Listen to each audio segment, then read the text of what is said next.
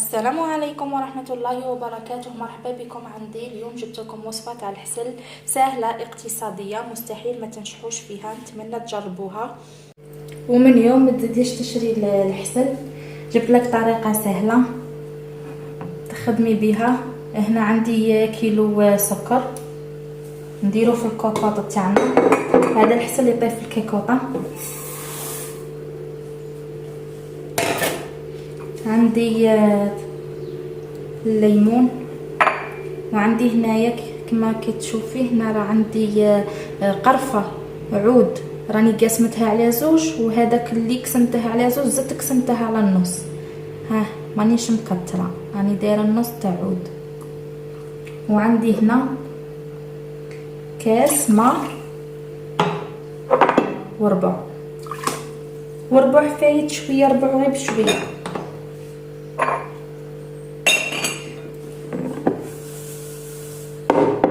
هذا دروك نبلع عليه ونخليه على النار 5 دقائق.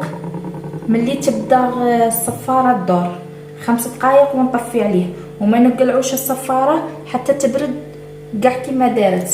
عاد كينا باش نحلو عليه. نديرو الكوكوط تاعنا على النار متوسطه، ما تقووش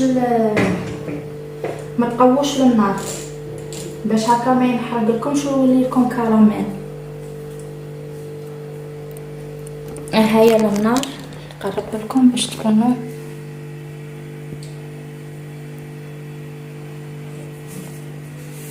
النار تكون متوسطه.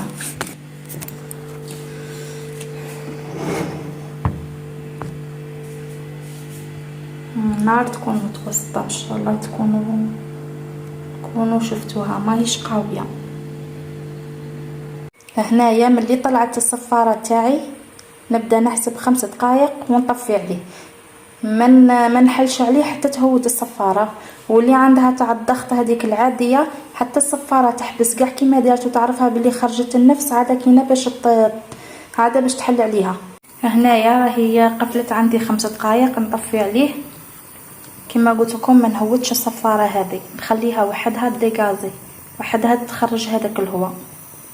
كي تخرج هذاك الهواء عاد كاينه باش نحل عليها. انا ما نحلش هنا، ما نقلع على صفاره لا والو، نخليها.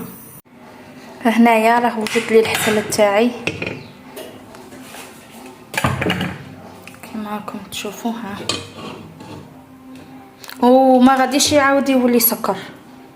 كديري في البقاله تاعك نسي عاود يولي سكر، يقعد كيما هكا كينا ويقعد ثقيل. وندير به كاع الوصفات كاع نخدم به.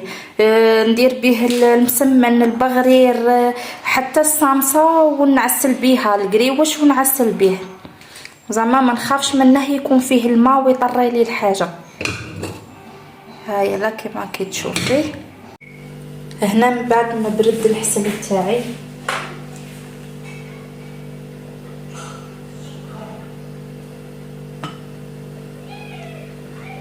مستحيل كما قلت لكم يولي سكر. نديروه في قابصه ندسوه نحتفظوا به. تبغي تخفيه كي تشوفيه تقارلك بزاف تنجمي تخفيه بشويه ما زهر ولا شويه ما تكتريش. ها هو القوام تاعه. هذا نقدم به كاع الحلويات اللي نديرها، واقتصادي وبنين، وان شاء الله تجربوه وتنجحوا فيه. والسلام عليكم ورحمة الله وبركاته.